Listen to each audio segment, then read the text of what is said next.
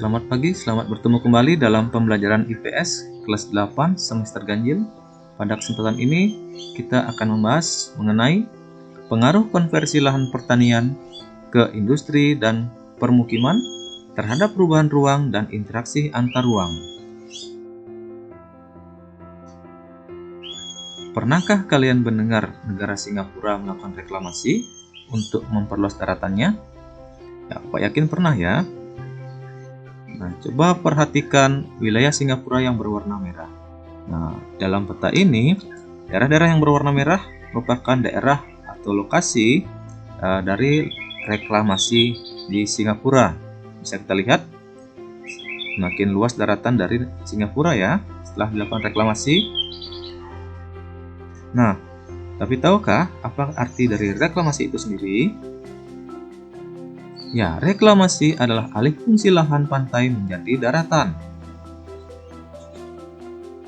Reklamasi tersebut merupakan salah satu bentuk alih fungsi lahan yang disebut konversi lahan.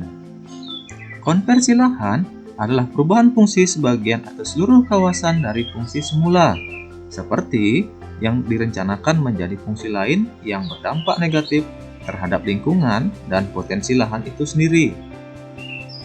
Misalnya, mengubah area pertanian menjadi area permukiman atau area industri.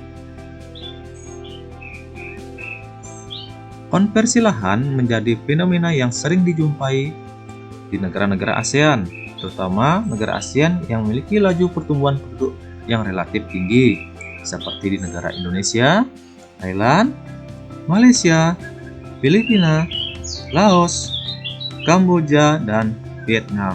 Jadi inilah negara-negara di ASEAN yang memiliki laju pertumbuhan penduduk relatif tinggi. Konversi lahan terjadi terutama di daerah-daerah seperti di pinggiran kota dan juga di area persawahan yang dekat dengan fasilitas umum seperti pasar. Konversi lahan pertanian bersifat menular, artinya ketika satu petak lahan telah dikonversi, lahan pertanian di sekitar petak tersebut juga rawan dikonversi. Perhatikan gambar petak di layar ya. Nah, ini misalnya dari 4 tadi lahan pertanian, kemudian salah satunya dirubah menjadi lahan permukiman. Hal ini dapat mempengaruhi wilayah pertanian yang ada di sekitarnya ya. Misalnya, kemudian salah satu petak lahan pertanian diubah kembali menjadi lahan permukiman yang tentu berakibat lahan pertanian semakin berkurang ya. Konversi lahan pertanian menjadi lahan industri. Nah, ini biasanya banyak terjadi di pinggir kota. Adapun beberapa alasan pengusaha mendirikan industri di pinggir kota. Pertama, pembangunan industri lebih memilih lahan yang strategis.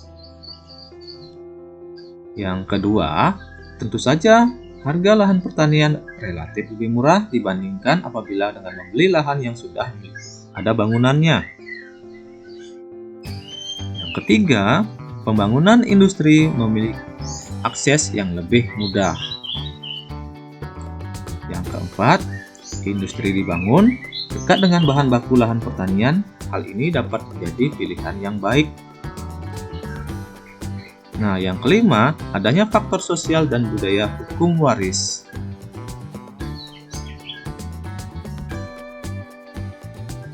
Adapun dampak dari konversi lahan pertanian menjadi lahan industri. Pertama, lahan pertanian berkurang yang membuat produktivitas pangan dari pertanian itu terus menurun. Adapun dampak yang kedua, lahan pertanian di sekitar industri berpotensi terkena imbas pencemaran akibat limbah ataupun polusi dari industri, baik tanah, air, maupun udara. Yang ketiga, konversi lahan itu bersifat menular seperti yang sudah dijelaskan sebelumnya, sehingga hal ini dapat mengancam ketersediaan lahan pertanian itu sendiri. Berikutnya, konversi lahan pertanian menjadi lahan permukiman.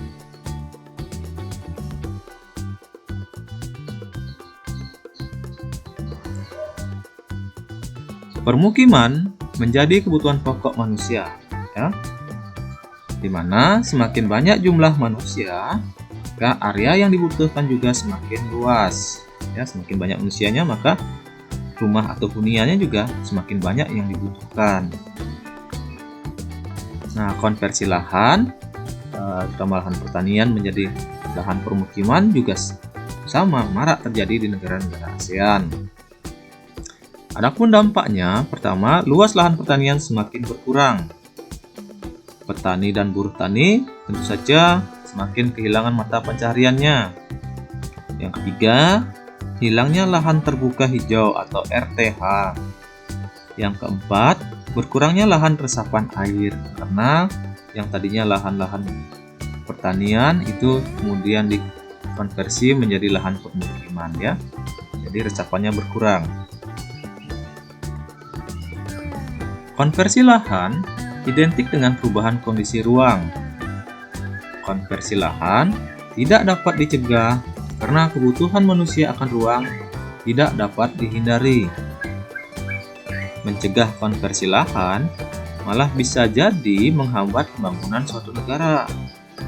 Karena itu, konversi lahan pertanian harus tetap terjadi. Namun, kita juga perlu mengawasi konversi lahan yang terjadi, sehingga jangan sampai mengganggu keseimbangan alam ekosistem dan keberlangsungan hidup sebagai warga negara. Baiklah, demikian yang bisa disampaikan. Semoga dapat bermanfaat. Sampai jumpa pada pertemuan berikutnya. Terima kasih.